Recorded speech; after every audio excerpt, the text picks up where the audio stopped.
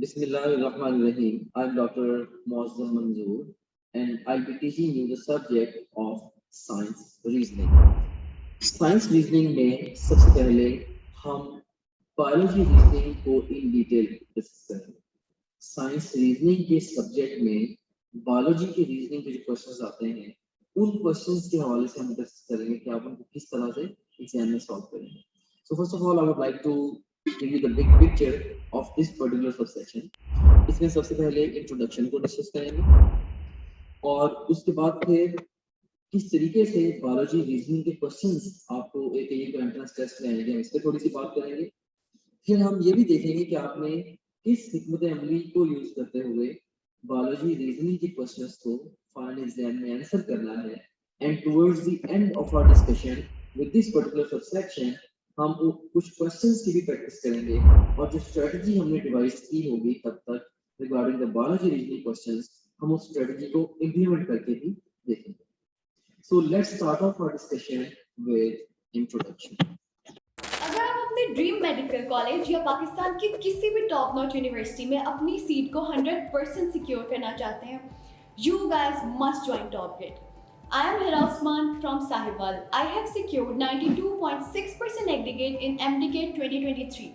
And I am excited to get admission in my dream medical college. TopGrade is Pakistan's #1 online academy that has helped thousands of students just like you to secure admission in their dream medical colleges and university. अस्सलाम वालेकुम, मेरा नाम मुक़द्दस मरियम है और मेरा इस साल admission अल्लामा Iqbal medical college Lahore में हुआ है। जो टॉप ग्रेड की जो मुझे बातें पसंद थी ना, एक उसमें रिकॉर्डेड लेक्चर्स थे, मैं रात को 12 बजे भी ऑन करती थी ना और मैं उनकी स्पीड भी बढ़ा लेती थी, मैं 2x स्पीड भी चला लेती थी उन्हें। असल में इसमें ये होता है कि इसमें वीडियो लेक्चर्स ना रिकॉर्डेड पड़े होते हैं और वीडियो लेक्चर्स जिस बंदे ने रिकॉर्ड करवाए हुए हैं ना उसका नाम है डॉक्टर मौज़म मंजूर और वो भी खुद भी अल्लामा इकबाल का ग्रेजुएट है, MBBS डॉक्टर है। तो बड़े अच्छे लेक्चर्स थे वो, यकीन जाने मतलब कमाल थे वो, बहुत अच्छे कॉन्सेप्ट्स बनाते हैं वो स्लाइड्स के थ्रू प्रोजेक्टर्स के थ्रू पढ़ाते थे, उसमें एनिमेशंस भी उन्होंने डाली होती थी, उनको टेबल्स वगैरह बना के फ्लो चार्ट्स बना के वो चीज़ों को ना आपके दिमाग में बिल्कुल फिक्स कर देते थे और आपको ना ड्यूरिंग लेक्चर रिकॉर्ड करने की ज़रूरत नहीं होती थी। TopGrade is the brainchild of Dr. Mozam Manzoor, who is a medical doctor and a passionate teacher. I am Dr. Moazzam Manzoor. Medicine is my profession and teaching is my passion. I have developed TopGrade app so as to make your exam preparation easier, enjoyable and affordable. So what are you guys waiting for? Visit topgrade.pk and sign up free to get up to 100% scholarship for online preparation of FSC, MDCAT, ECAT, NUST, NUMS, AKU, PAS, FAST and GK entrance exams. So you see here, biology reasoning, it constitutes almost 25% of science reasoning questions in AKU entry test. Aga Khan university के entry test में जो science reasoning के 30 questions आएंगे उसमें से almost 1/4 questions वो biology reasoning के होंगे और इन क्वेश्चंस को आंसर करने के लिए you need to have good concepts of biology as well as you have to have good reasoning skills. So अगर आपने अच्छे नंबर लेने हैं इन पर्टिकुलर क्वेश्चंस में तो बायोलॉजी के अच्छे कॉन्सेप्ट्स के साथ साथ आपको आपके पास अच्छी रीजनिंग स्किल्स भी होनी चाहिए। So now let's talk about the question format. कि बायोलॉजी रीजनिंग का क्वेश्चन किस तरह से एग्जाम में आएगा। You see here a passage along with diagram or graph is followed by a series of questions. So वो एक पैसेज देंगे और कई दफा उस पैसेज के बाद कोई डायग्राम गिवन होगी या कोई ग्राफ गिवन होगा और फिर उसके बाद वो आपसे एक सीरीज ऑफ क्वेश्चंस पूछेंगे, मे बी 2, 3, 4, 5 क्वेश्चंस पूछेंगे। So ये most common question format है। They give you a passage and that passage is followed either by diagram or by some graph and then these passage and diagram or graph etc. they are followed by a series of questions और आपने क्या करना होगा, your job is to interpret the information given in the passage and or diagram or graph। Passage या साथ जो diagram और graph उसमें जो भी इंफॉर्मेशन दी गई है आपने उसको इंटरप्रेट करना है और फिर आपने अपने बायोलॉजी के कॉन्सेप्ट्स की लाइट में हर क्वेश्चन को आंसर करना है। So you seen here answer each question in the light of your concepts of biology. So ये है जी most common question format biology reasoning को लेके। So here I have got question for you. अब इसमें देख सकते हैं कि ये एक पैराग्राफ है which is followed by a diagram and उसके बाद फिर आपको दिया गया है क्वेश्चन, जैसे मैंने फॉर्मेट आपसे डिस्कस किया, राइट। सो इसी में से देखिए कि जैसे कि एक पैराग्राफ गिवन है, student studied a drop of pond water where the low power of compound microscope and made the following exact drawing of an organism she observed, right। so उसके लिए डायग्राम बना दी इसने। उसके बाद फिर क्वेश्चन आपसे पूछा गया the organism moves by means of। अब जो डायग्राम में ऑर्गेनिज्म नजर आ रहा है वो कैसे मूव करेगा, उसके लिए ऑप्शंस दिए गए हैं। A option is spinocytosis, B is porifera, C is protozoa, D is pseudopodia and so on. So ये था क्वेश्चन फॉर्मेट। सो मैं आपको यहाँ पे यही रीइंफोर्स करना चाह रहा था कि एग्जाम क्वेश्चन कैसे पूछेगा। They give you a passage which is followed by a diagram और sometimes a graph as well, and then you have got a series of questions। so ये हमारे पास एक क्वेश्चन आ गया। इसी पैराग्राफ से लेके ये देखेंगे एक डिफरेंट क्वेश्चन भी पूछा गया है, in which kingdom is the organism classified। so जो ऑर्गेनिज्म आपको इस डायग्राम में नजर आ रहा है उसको किस किंगडम में क्लासिफाई करते हैं, उसके लिए फिर आपको डिफरेंट ऑप्शंस दे दिए हैं, like you have got the protista, monera, metazoa, animal whatsoever, right. So ये है क्वेश्चन फॉर्मेट। अब नेक्स्ट हम डिस्कस करते हैं कि इस तरह के क्वेश्चंस को सॉल्व करने के लिए वाइज स्ट्रेटजी क्या होनी चाहिए। तो ये एक मल्टी स्टेप प्रोसेस है। इसमें जो मैं आपको सजेस्ट करूंगा, जो मेरी नजर में लगता है कि बेस्ट वर्क करेगा सीक्वेंस इस तरह के क्वेश्चन को आंसर करने के लिए आपके सामने है। सो सबसे पहले आप क्या करें, आप क्वेश्चन को रीड करें, राइट, या इवन क्वेश्चंस को रीड करें। इससे पहले कि आप स्ट्रेट अवे पैसेज और डायग्राम में फोकस करें, आप क्वेश्चन को रीड कर लें, क्योंकि रीडिंग द क्वेश्चन और questions it would give you the purpose of reading the passage or interpreting the diagram or graph whatsoever। so बहुत सारे बच्चे करते क्या है, वो पहले पैसेज पढ़ते हैं, डायग्राम पढ़ते हैं, they are reading the passage, they are looking at the diagram and they don't even know what they are looking at। लेकिन जब आप पहले क्वेश्चंस को पढ़ लेते हो, फिर क्वेश्चंस की रोशनी में पैसेज को पढ़ना और क्वेश्चंस की रोशनी में डायग्राम को या ग्राफ को इंटरप्रेट करना, लाइक ये मोर पर्पसफुल हो जाता है। सो इसलिए रिकमेंडेड सीक्वेंस ये है कि सबसे पहले आप क्वेश्चन को रीड करो and secondly interpret the passage along with diagram और graph in accordance with question. अब आपने दूसरे मरहले पे क्या करना है, अब आपने जो पैसेज है या डायग्राम और ग्राफ है उसको क्वेश्चन के साथ रिलेट करते हुए इंटरप्रेट करना है। ये दूसरा मरहला होगा। तीसरा मरहला क्या होगा, अकॉर्डिंगली आप क्वेश्चन को सॉल्व करेंगे और आंसर को एंटिसिपेट करेंगे and fourthly you locate the answer and pick it. आप क्वेश्चन को सॉल्व करके एंटिसिपेट कर लेंगे आंसर पहले, फिर आंसर को लोकेट करके पिक करेंगे। सो अभी जो मैंने क्वेश्चंस आपके सामने प्रेजेंट किए थे, उन्हीं क्वेश्चंस को मैं इसी स्ट्रेटजी से आपको सॉल्व करके दिखाता हूँ। सो ये सीन है। सबसे पहले नंबर पे हमारा पहला स्टेप क्या है, बोला पहला स्टेप क्या है, you read the question. So ये देखिए, ये हमारे पास है जी question, the organism moves by means of. So simply हमें ये समझ आ रही है कि जो भी ऑर्गेनिज्म हमें जिस ऑर्गेनिज्म की बात हो रही होगी पैराग्राफ में और डायग्राम में, उस ऑर्गेनिज्म के बारे में पूछा गया है कि उसे मूव करना कैसे, right. So read the question. उसके बाद सेकंड स्टेप क्या है हमारे पास कि आपने उस क्वेश्चन की लाइट में जो पैसेज और डायग्राम का ग्राफ है उसको इंटरप्रेट करना। अब हमें क्वेश्चन से यही समझ आई है कि हमने पैराग्राफ को रीड करते हुए हमने ऑर्गेनिज्म को आइडेंटिफाई करना है या डायग्राम को देखते हुए हमें ऑर्गेनिज्म को आइडेंटिफाई करना है। So if I read this paragraph, right, a student studied a drop of pond water with the low power of a compound microscope and made the following exact drawing of an organism she observed। ये drawing आपको नजर आ रही है and by looking at this drawing you can say easily कि ये amoeba है। अब simply देखें, इस पैराग्राफ और डायग्राम को देख के हमने आइडेंटिफाई करना था कि ये ऑर्गेनिज्म कौन सा है, कि ऑर्गेनिज्म कौन सा है। तो इस ऑर्गेनिज्म के बारे में क्वेश्चन ये पूछा गया है कि ऑर्गेनिज्म मूव कैसे करेगा। अब देखें, जब मुझे पता चलेगा कि यार ऑर्गेनिज्म मूव कैसे करेगा, तो ये पूछना है, तो सिंपली मुझे बस ये पैराग्राफ और डायग्राम से ऑर्गेनिज्म ढूंढना कि ऑर्गेनिज्म है कौन सा। Simple is that. So even without reading the paragraph, just looking at the diagram, you can clearly say yes, this is amoeba, and you can straight away jump to the answer, right? So इस तरह से आप इस question को answer कर सकते हैं। So हमें पता है कि अमीबा जो है ये मूव कैसे करेगा, ये मूव करता है by the finger-like cytoplasmic projections जिनको बोलते हैं pseudopodia. So best response to this question का होगा that would be pseudopodia. All right.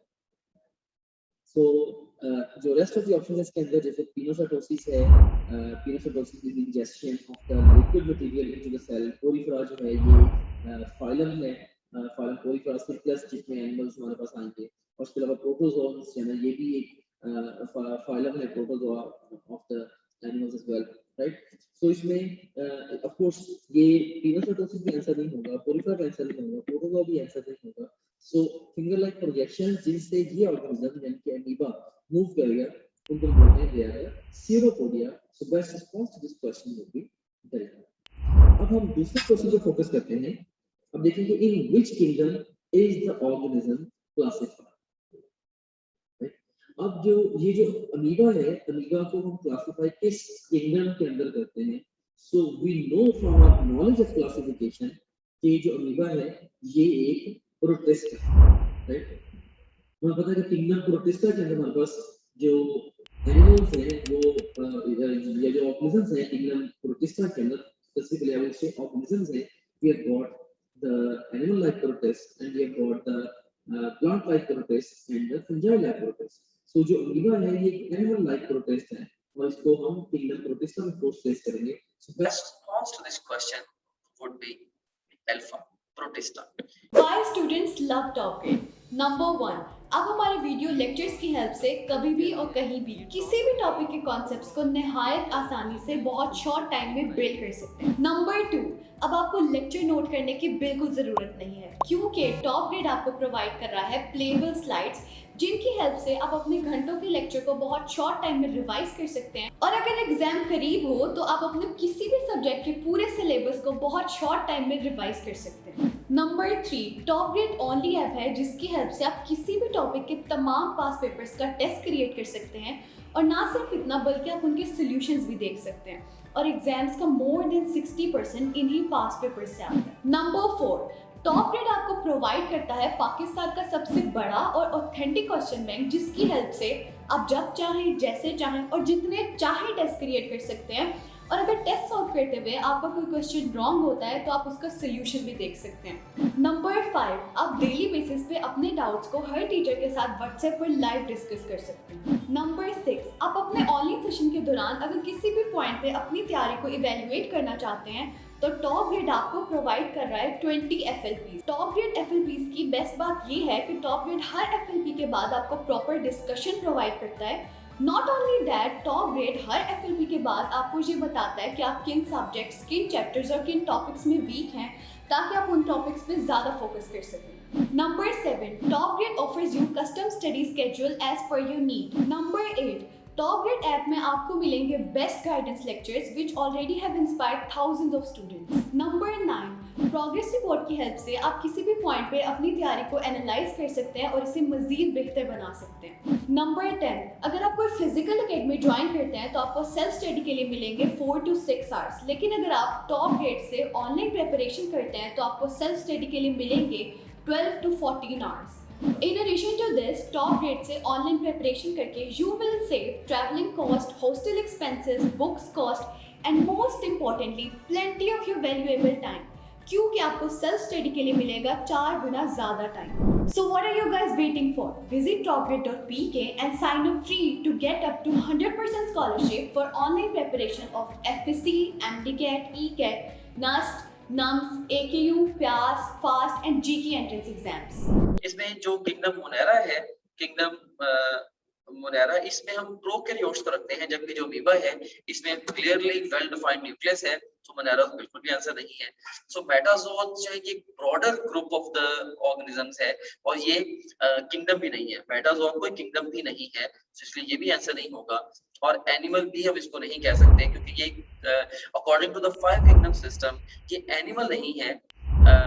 जो अमीबा है ये एक प्रोटिस्ट है.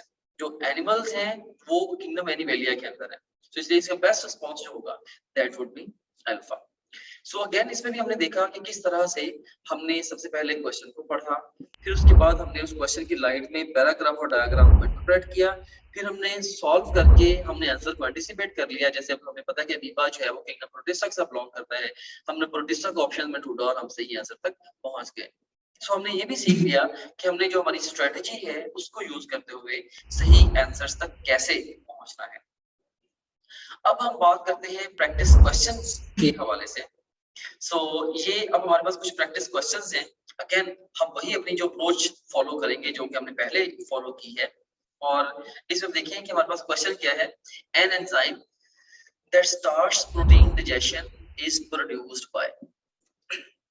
अब देखिए यहाँ पे पूछा क्या है, enzyme that starts protein digestion. अब देखिए आपके हमें जो हमारा नॉलेज है about the digestion in man, हमें उससे पता है कि प्रोटीन्स की डाइजेशन किस ऑर्गन में जाके स्टार्ट होती है। प्रोटीन्स की डाइजेशन स्टमक में स्टार्ट होती है, राइट। और स्टमक में प्रोटीन डाइजेस्टिंग एंजाइम कौन सा होता है? दैट इज द पेप्सिन जो कि पेप्सिनोजन की फॉर्म में रिलीज होता है, फिर उसके बाद वो HCl की मदद से एक्टिवेट किया जाता है into the pepsin, right. So इसका मतलब ये हुआ कि ये यहाँ पे किस एंजाइम की बात हो रही है, यहाँ पे पेप्सिन की बात हो रही है, पेप्सिन की बात हो रही है। और पेप्सिन के बारे में पूछा जा रहा है कि पेप्सिन को कौन सा ऑर्गन प्रोड्यूस करेगा। So an enzyme that starts protein digestion. So इस डिस्क्रिप्शन से हमने क्या मीनिंग निकाला कि ये पेप्सिन एंजाइम, राइट। और पेप्सिन इज प्रोड्यूस्ड बाय, हमें पता है कि पेप्सिन को किसने प्रोड्यूस करना है। Pepsin is basically produced by the chief cells in the wall of the stomach. So यहाँ पे चूंकि इस अब अगर हम इस डायग्राम को देखें, देखिए refers to the following diagram of the human digestive system. ये जो डिफरेंट क्वेश्चंस अब आ रहे हैं, ये जो question of course it refers to this particular diagram जो कि आपके सामने है, इसमें डिफरेंट ऑर्गन्स को लेबल किया गया। अब हमने ऑर्गन ढूंढना है जिस ऑर्गन ने प्रोड्यूस करना है पेप्सिन को। सो हमें पता है कि स्टमक की वॉल में चूंकि जो चीफ सेल्स हैं उन्होंने HCl को प्रोड्यूस करना, उन्होंने सॉरी जो zymogen सेल्स हैं उन्होंने पेप्सिनोजन को प्रोड्यूस करना है। So chain produces a chain. So zymogen cells in the wall of the stomach produce the pepsinogen which is inactivated form of the pepsin, और HCl की मदद से पेप्सिनोजन ने पेप्सिन में कन्वर्ट होना है। हाँ, अलबत्ता जो HCl है, HCl would also be produced by the stomach, लेकिन HCl would be produced by different cells जिनको हम चीफ सेल्स बोलेंगे। बहरहाल यहाँ पे स्ट्रेट अवे किस ऑर्गन ने पेप्सिन प्रोड्यूस करना है, ये स्ट्रेट क्वेश्चन है। सो हमें जो समझ आई है ऑफ कोर्स इस क्वेश्चन को यही है कि कौन सा ऑर्गन है जिसने पेप्सिन को प्रोड्यूस करना है, and the best response to this question is stomach. अब आप देखें इस डायग्राम में जो स्टमक है उसको लेबल किसके साथ किया गया है। आप देख सकते हैं कि इसमें स्टमक को नंबर 2 के साथ लेबल किया गया है। So straight away your best response to this question would be delta.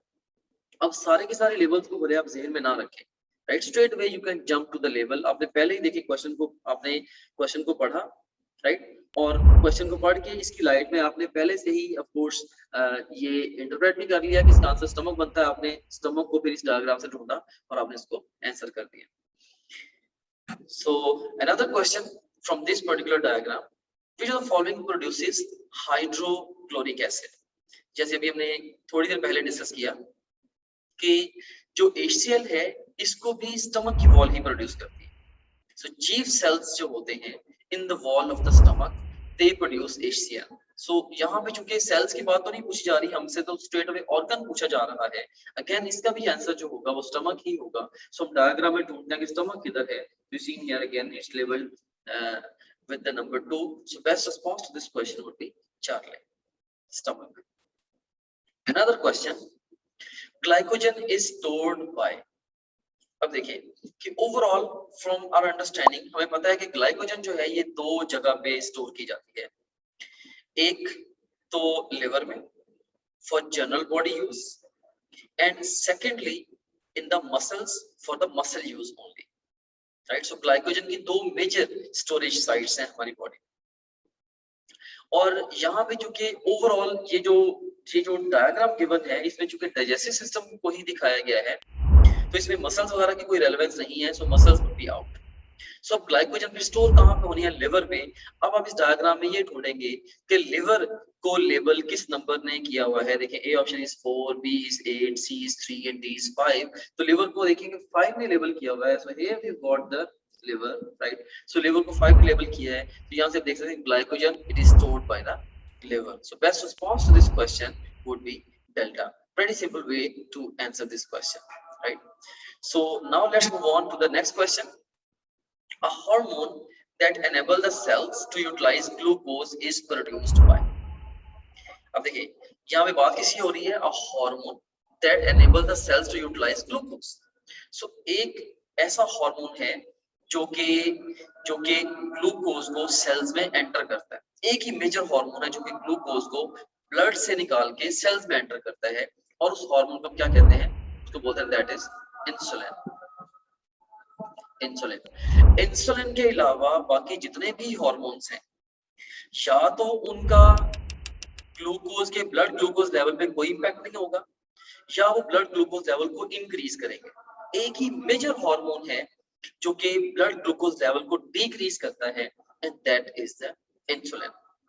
अब क्वेश्चन ये है कि इंसुलिन, आप देखें यहाँ पे a hormone that enables the cells to utilise glucose, ये क्या बना? इंसुलिन। सो अब क्वेश्चन क्या है? Insulin is produced by. अब हमें पता है कि insulin is basically produced by the beta cells of the pancreas, लेकिन चूंकि यहाँ पे बात सेल्स तक गई ही नहीं है, ओवरऑल ऑर्गन का ही आपसे पूछा गया है, क्योंकि इस डायग्राम में लेबल्ड ऑर्गन्स हैं। सो हम देखेंगे कि पैंक्रियास किस नंबर के साथ लेबल्ड है। So if you look at the diagram, you seen here, this is the pancreas, here we have got the pancreas, और जो ये नंबर 3 के साथ लेबल्ड है। So best response to this question would be delta, the pancreas. So insulin is produced by the pancreas, of course. So best response is delta to this question. What makes Top Grade Pakistan's most trusted online academy? Top Grade is offering its online preparation to more than 2 lakh students in 150 plus cities with a Google rating of 4.7 out of 5. Top Grade app की help से आप किसी भी physical academy के comparison में 10 times better preparation कर सकते हैं, वो भी 75% लेस फी में। Top Grade has produced more than 4,000 doctors, engineers and IT professionals. Now I will introduce you to our toppers. Meet Ramesh Salman from Islamabad. He has obtained second position in MDK 2022, securing 196 marks out of 200. He is doing his MBBS from Aga Khan University. Meet Radia Waheed from Jehlam. She obtained fourth position in MDK 2022, securing 194 marks out of 200. She is a student of King Edward Medical University. Meet another top grader, Mehroz Ismail from Burewala. She secured fourth position in MDK 2020. She achieved an impressive score of 193 out of 200. She is currently studying at King Edward Medical University. Meet brilliant top grader Muhammad Ali from Sargodha. He secured a seat in NUST, one of the leading universities of Pakistan. अब मैं आपको मिलवाती हूँ माहीन खालिद से, जिनका ताल्लुक आज़ाद कश्मीर से है। She also secured her admission in NUST. You can also be our next topper. So what are you guys waiting for? Visit topgrade.pk and sign up free to get up to 100% scholarship for online preparation of FSC, MDCAT, ECAT, NUST, NUMS, AKU, PAS, FAST and GK entrance exams. Another question, देखिए कि इस question में भी again हम conventionally question को ही पहले पढ़ेंगे और उसके बाद फिर हम पैसेज और ग्राफ की तरफ जाएंगे। Which of the following might most seriously interfere with the predictable results in the record of lima bean size? ठीक है जी, which of the following might most seriously interfere with the predictable results in the record of lima bean size? lima bean size पे सबसे ज्यादा serious impact किसका होगा? अच्छा जी, ये पूछा गया है। तब हम देखते हैं पैराग्राफ में हमारे लिए क्या रखा है। The range of random variation in the size of 1000 lima beans is shown as a bell-shaped curve in the graph. ठीक है जी, 1000 lima beans के साइज की जो रेंज है वो बेल शेप कर्व में दिखाई गई है।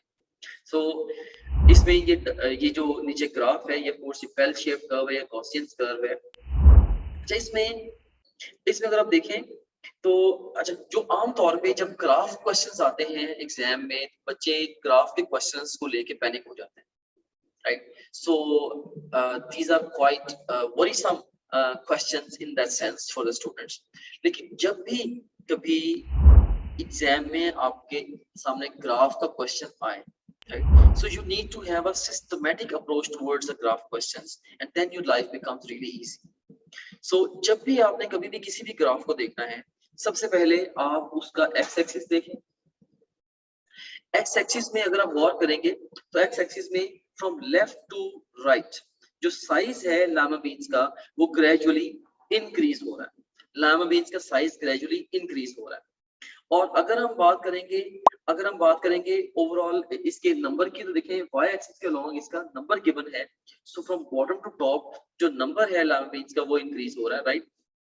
सो इसमें आप देखें कि इसमें आप देखेंगे यहाँ पे जो लामा बीन्स हैं ये एक्सट्रीमली स्मॉल साइज के हैं, यहाँ पे एक्सट्रीमली लार्ज साइज के हैं, और यहाँ पे चाहे वो जो मीडियम साइज के हैं। And most of the lima beans जो है, अगर हम गौर करें नंबर के हिसाब से, most of the lima beans अगर हम रेट करें नंबर्स के साथ भी, most of the lima beans they are in the middle range of the size. So most of the lima beans are medium size, some are small size and some are large size. तो इस diagram से बड़ी जी understanding बन रही है।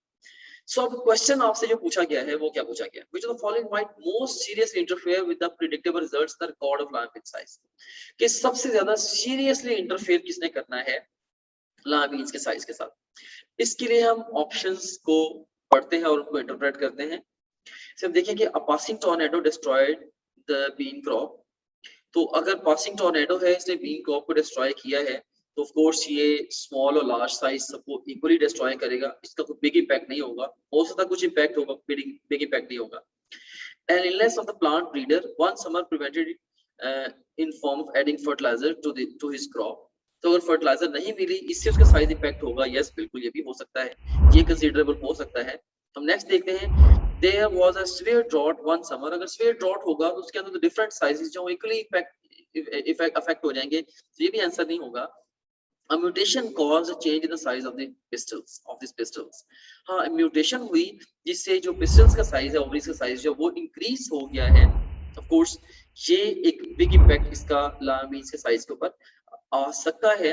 सो इसमें हमारे पास अब देखें कि ये वाला जो एक जेनेटिक फैक्टर है जो कि साइज को इम्पैक्ट कर रहा है, राइट। और रेस्ट ऑफ द फैक्टर्स जो हैं अगर यहाँ पे जो गिवन है अगर वो इम्पैक्ट कर भी रहे हैं तो ये सारे के सारे एनवायरमेंटल हैं। तो ये सारे एनवायरमेंटल हैं, ये वाला जेनेटिक फैक्टर है। सो हमेशा ये रूल याद रखिएगा कि जो जेनेटिक फैक्टर होगा ये मोर प्रोफाउंड होगा।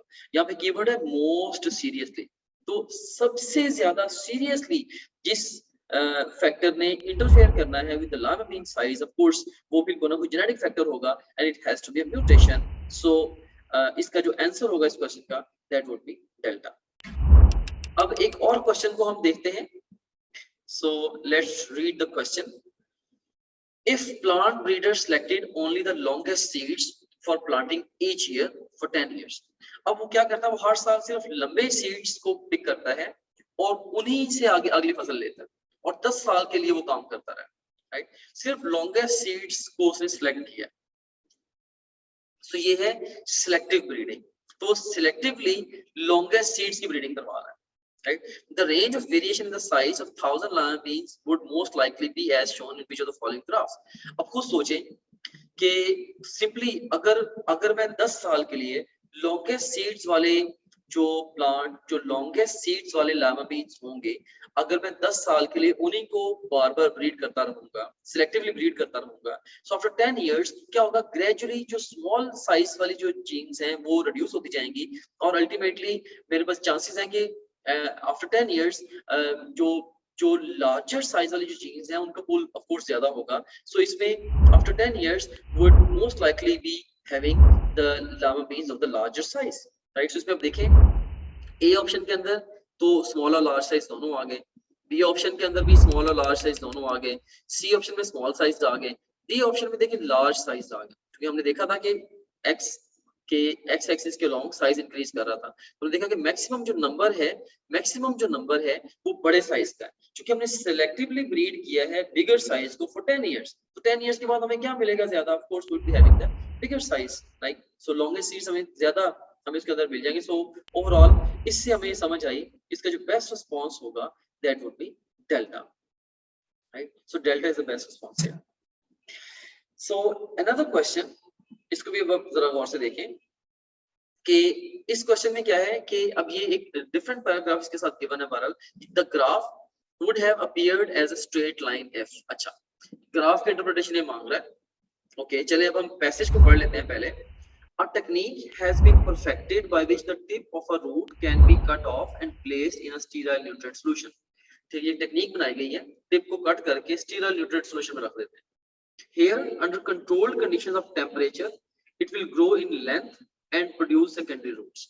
ठीक है जी, हमने टिप को कट किया, स्टीराइल न्यूट्रिएंट सॉल्यूशन में रखा, कंट्रोल्ड कंडीशंस में वो जो रूट है वो ग्रो की और उसकी लेंथ में इजाफा हुआ और उसने सेकेंडरी रूट्स है वो भी प्रोड्यूस की। A research scientist made daily measurements of a tomato root tip growing at 33 degree to 35 degree centigrade. एक साइंटिस्ट है वो जो रूट टिप है उसकी लेंथ को डेली बेसिस पे मेजर कर रहा है and accompanying graph shows the results. अब उसके जो रिजल्ट्स हैं तो डेली बेसिस पे जो मेजर कर रहा है उसने उसको एक ग्राफ में डाल दिया, ग्राफ की शक्ल में प्लॉट कर दिया। इसमें अब देखें डे 1 पे जो लेंथ है वो उस रूट टिप की जिसको कट करके स्टीराइल न्यूट्रिएंट सॉल्यूशन में रखा गया था कंट्रोल एनवायरनमेंट में। डे 1 पे उसकी लेंथ है 8 नैनोमीटर, 2 पे 21 नैनोमीटर, 3 पे of course 32 nanometer and so on करते करते 10 पे 99 नैनोमीटर तक लेंथ चलेगी। सो 10वें दिन उसकी जो लेंथ है वो 99 पे चलेगी। पहले दिन उसकी जो लेंथ थी वो 8 नैनोमीटर थी, राइट, और उसके बाद फिर 10वें दिन जो 99 नैनोमीटर पे चलेगी। फाइन। सो इसमें अब अगर हम गौर करें, ये हमारे पास एक्स एक्सिस है, एक्स एक्सिस पे डेज आ रहे हैं 0 1 2 3 4 डेज आ रहे हैं और वाई एक्सिस पे लेंथ आ रही है इन द मिलीमीटर आ रही, sorry it's not nanometer it's millimeter, right. So ये जो लेंथ आ रही है ये आ रही है इन द मिलीमीटर्स। इसमें अगर हम गौर करें तो graph would have appeared as a straight line if, देखिए ये जो ग्राफ हमारे पास आ रहा है ये वाला, ये एस शेप ग्राफ है, राइट, ये एस शेप ग्राफ है, ये स्ट्रेट लाइन, ये स्ट्रेट लाइन ग्राफ है, राइट। सो ग्राफ स्ट्रेट लाइन कब होगा, right, graph the growth after the 8th day had been at the same rate as on the preceding day। अगर 8वें दिन जो growth है वो 7वें दिन भी होती, नहीं उससे फिर बाकी डेज में ग्राफ ऑफ कोर्स वो भी स्ट्रेट लाइन ना होता, राइट। सो सिर्फ 2 दिनों की अगर ग्रोथ रेट सेम है उससे तो उस सेगमेंट उतना ग्राफ का प्लॉट 7 और 8 डे के अराउंड वाला स्ट्रेट हो सकता है, पूरा ग्राफ तो स्ट्रेट लाइन नहीं ना हो सकता। This can not be the answer. Root tip increases in the length at a uniform rate. हाँ, अगर यूनिफॉर्म रेट पे रूट टिप इंक्रीज करेगी तो फिर जो हमें स्ट्रेट लाइन ग्राफ मिलेगा, यही इसका राइट आंसर है। फिर भी हम बाकी ऑप्शंस को भी पढ़ते हैं। The root tip grew faster than the region of elongation of the root, नहीं ऐसा भी नहीं है, and the root tip grew more slowly that the region of elongation. तो ऑफ कोर्स कि अगर रूट टिप ग्रो करती रीजन ऑफ इलोंगेशन में फास्टर या स्लोअर तो इससे स्ट्रेट लाइन ग्राफ नहीं आना। स्ट्रेट लाइन हमें ग्राफ कब मिलेगा, ऑफ कोर्स जब एक यूनिफॉर्म रेट पे उसकी लेंथ जब ग्रो कर रही है हमें स्ट्रेट लाइन ग्राफ मिलेगा। That's very simple. So best response to this question is beta. अब देखिए बज़ाहिर ये बड़ा एक ड्राउन आउट किस्म का क्वेश्चन है, लेकिन इसके अंदर जो इन्फॉर्मेशन दी गई है बड़ी स्ट्रेट अवे है। इवन तो इसमें अब देखें कि इवन इस क्वेश्चन को तो लेके खास तौर पे आई वुड से कि बायोलॉजी के कॉन्सेप्ट भी लंबे चौड़े इन्वॉल्व नहीं है, स्ट्रेट वे जस्ट आपकी रीजनिंग इन्वॉल्व है कि उसने खुद ही आपको सारे का सारा डेटा दे दिया है और इस डेटा को इंटरप्रेट आपने डिफरेंट तरीके से करना। उसने कहा है कि भाई स्ट्रेट लाइन कब आनी है, तो स्ट्रेट लाइन आ ही तब सकती है जब ओवरऑल एक यूनिफॉर्म रेट के ऊपर जो रूट की जो लेंथ है वो इंक्रीज करेगी। सो बेस्ट रिस्पांस इसके अंदर होगा बीटा। अगर आपके एफएससी में मार्क्स अच्छे हैं और आपने हमारे वीडियो लेक्चर्स की हेल्प से अपने कॉन्सेप्ट्स को बिल्ड किया और प्लेएबल स्लाइड्स की हेल्प से रिवीजन की और हमारे क्वेश्चन बैंक में मौजूद 30,000 से ज़्यादा क्वेश्चंस को सॉल्व किया और अपनी गलतियों से सीखा, तो आपकी ड्रीम यूनिवर्सिटी में, आपके ड्रीम कोर्स में आपकी सीट 100% सिक्योर है। So what are you guys waiting for? Visit topgrade.pk and sign up free to get up to 100% scholarship for online preparation of FSC, MDCAT, ECAT, NAST, NUMS, AKU, PAS, FAST and GK entrance exams. So अगर uniform rate पे increase नहीं करती length root की तो कभी भी आपका straight line graph नहीं आएगा, कोई ना कोई और उसकी शेप बन जाएगी। व्हाट्सएप। सो नेक्स्ट क्वेश्चन आप देखिए, the S shaped appearance of growth curve indicates that. अब एस शेप कर्व जो है वो क्या इंडिकेट करती है, the rate of growth was greatest after few days and then it decrease. अब देखिए ये है एस शेप कर्व, ठीक है। अब देखिए कि इसमें स्टार्ट में जो रेट है ये स्लो था, फिर रेट जो है ये इंक्रीज हो गया, राइट, और उसके बाद फिर दोबारा ये ग्रेजुअली रिलेटिवली रेट जो है वो स्लो डाउन हो गया। दोबारा फिर गौर करें जरा, ये देखिए स्टार्ट में ये रेट स्लो, देखिए 3 डेज में इतना ये कवर किया है इसने इतना, और उसके बाद फिर देखें कि जितना पहले 3 दिन में जो ओवरऑल लेंथ ग्रो की है, उसके बाद देखें जस्ट एक ही दिन में उतनी लेंथ ग्रो कर गई, ये स्ट्रेट लाइन आ गई देखिए आप, राइट। और उसके बाद फिर ग्रेजुअली आगे आहिस्ता तक फिर दोबारा ग्रोथ रेट डिक्रीज हो गया। सो यहाँ पे आपको ओवरऑल जो है वो आप कह लें कि अगर आप गौर करें तो ये डे 3 और डे 4 के दरमियान में आपको बिल्कुल स्ट्रेट लाइन ग्राफ मिलेगा, स्टीप स्लोप है, ठीक है। सो यहाँ पे जो है 3 और 4 के दरमियान में हम देख सकते हैं कि जो रेट है वो मैक्सिमम है। इससे पहले भी रेट रिलेटिवली कम था, इसके बाद भी ग्रेजुअली कम होना शुरू हो गया, राइट। सो अगर हम इंटरप्रेट करें एस शेप कर्व क्या शो कर रही है, rate of growth was greatest after few days and then it decrease, right. So कुछ दिन के बाद ग्रेटेस्ट रेट आया, देखिए ये स्लो रेट था, ग्रेटेस्ट रेट आया, फिर आगे ग्रेजुअली फिर स्लो हो गया, राइट। सो ए ही इसका राइट आंसर है। Root tip increase in length at a uniform rate, अगर यूनिफॉर्म रेट पे होता फिर तो ऐसे स्ट्रेट लाइन ग्राफ आना था, जैसे मैंने लास्ट क्वेश्चन में डिस्कस किया, ये नहीं हो सकता। Root tip grows faster than the region of elongation of the root, या root tip grow more slowly than the region of elongation, इस चीज की भी इसके साथ कोई रेलेवेंस नहीं है। सो स्ट्रेट अवे हमारा जो आंसर होगा that would be alpha. Alright, next question, the smallest increment in growth was achieved, smallest increment in growth was achieved. अब देखिए कि स्मॉलेस्ट इंक्रीमेंट इन ग्रोथ जो है वो किन डेज में मिला है। इसमें अगर आप ग्राफ को देखें तो देखें कि अब देखें कि ओवरऑल यहाँ पे अगर आप डेज को रिलेट करें with increase in size, days को रिलेट करते हैं विद इंक्रीज इन साइज, देखिए टुवर्ड्स एंड जाके डे 8, 9th और 10th देखिए इनमें साइज में कोई खास फर्क नहीं पड़ा, एंड पे जाके तकरीबन ये जो ग्राफ है ये फ्लैट हो गया, राइट। सो कोई खास फर्क जो नहीं पड़ा। सो जितना ये ग्राफ स्टीप होगा ऐसे होगा, राइट, उतना इसका मतलब है कि कम टाइम में ज्यादा इम्पैक्ट आ रहा है, और जितना ये फ्लैटर होगा इसका मतलब ज्यादा टाइम में कम इम्पैक्ट आ रहा है, राइट। सो यहाँ पे देखें जिस हिस्से में ये स्टीप है, इस हिस्से में स्टीप है, एक ही दिन में कितना ठीक ठाक इम्पैक्ट आ रहा है डे 3 और 4 के दरमियान। जहाँ पे ये फ्लैट है वहां पे देखें दिन गुजर रहे हैं लेकिन साइज से फर्क ही नहीं पड़ रहा, right. So smallest increment in growth, इसके मुकाबले में अगर हम यहाँ पे देखें, देखिए जो भी है डे 1, 2, 3, 4 साइज इंक्रीज हो रहा है, और तकरीबन डे 8 के बाद जाके साइज में कुछ सिग्निफिकेंट इंक्रीज नहीं आई। तो डे 8, 9 और 10 स्लोएस्ट इंक्रीज है in the size in that sense. So smallest increment in growth was achieved during the last 3 days, you can say. So best response is beta here. First 3 days में significant increase है, middle 3 days में I would say middle 3 days में तो सबसे ज्यादा remarkable increase है, कि पहले 3 दिन को छोड़े और आखिरी 3 दिन को छोड़े, दरमियान वाले 3 दिन में देखें कितना ज्यादा साइज ग्रो किया, right. So on the third day, of course किसी एक पर्टिकुलर डे को हम यहाँ पे नहीं मेंशन करेंगे, सो कि ऑन द थर्ड डे, वैसे भी थर्ड डे को ही क्यों स्मॉलेस्ट इंक्रीमेंट था, थर्ड डे को भी इवन बड़ा सिग्निफिकेंट इंक्रीमेंट था इन द ग्रोथ, सो इसको भी हम आंसर नहीं कर सकते। सो इसका जो बेस्ट रिस्पांस होगा that would be the during last 3 days। Alright, so एक और क्वेश्चन है इसी पैराग्राफ को लेके, the root tip had achieved more than half the total length indicated on the graph within the first। अब देखिए more than half of the total length का कितने दिन आ गई थी। अब देखिए जरा टोटल लेंथ कितनी है 99, चलो हाफ से ज्यादा थोड़ी सी वो 50 बनती है। अगर आप इसको इधर प्लॉट करें ग्राफ के ऊपर और वहां से आगे डे के ऊपर फेंके इसको, डे पे इसको अगर आप ये लाइन ड्रॉ करें, सो हम देख सकते हैं कि चौथे दिन 50 मिलीमीटर की लेंथ उसकी आ चुकी थी, which is more than half, 49.5 जो बनता है उससे हाफ से ज्यादा हो गई है चौथे दिन, राइट। सो इसका स्ट्रेट अवे जो आंसर होगा ग्राफ को अगर हम इंटरप्रेट करें, best response to this question would be beta 4 days, चौथे दिन हाफ से ज्यादा लेंथ उसकी हो चुकी थी। Another question, the time when the length of the root was increasing at the greatest rate was।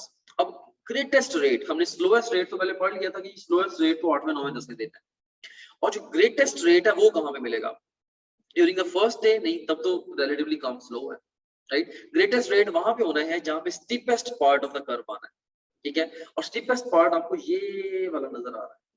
तो इसमें देखिए between the first and second day नहीं, अभी भी रिलेटिवली स्लो है, सेकंड एंड थर्ड डे भी स्लो है, थर्ड और फोर्थ डे के दरमियान जरा गौर करें, यहाँ पे अगर आप गौर करेंगे कि थर्ड डे पे देखें कितनी लेंथ है 30 नैनोमीटर, और फोर्थ डे पे कितनी हो गई है 50। देखिए कितना ज्यादा रिमार्केबल इंक्रीज इन साइज, ठीक है। उससे पहले अगर आप देखें कि से डे 2 पे जो है वो 20 है, डे 1 पे 10 है, ठीक है। 10 का इंक्रीज है, लेकिन यहाँ पे देखें डे 3 से डे 4 ये बड़ा रिमार्केबल इंक्रीज आपको मिला है। सो इसलिए बेस्ट रिस्पॉन्स होगा बिटवीन डे 3 एंड डे 4 है।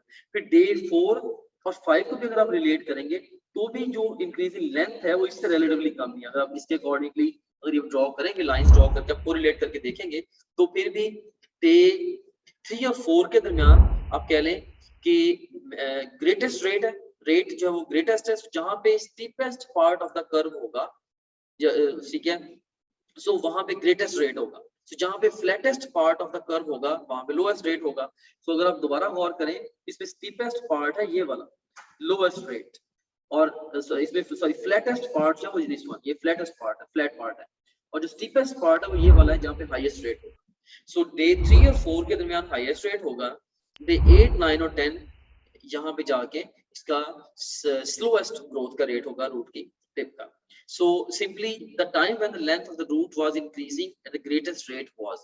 So जब भी रेट की बात आए, कोई ग्राफ दे के आपसे जब भी वो रेट पूछे, आपने स्ट्रेट अवे जो steepest part of the curve है उसको ढूंढना है। सबसे ज्यादा फ्लैट कर्व, वो जो स्टीप कर्व कहाँ पे, नॉट फ्लैट, स्टीप कर्व कहाँ पे, steepest part of the curve आपने ढूंढ लेना है, and that would be your of course your answer.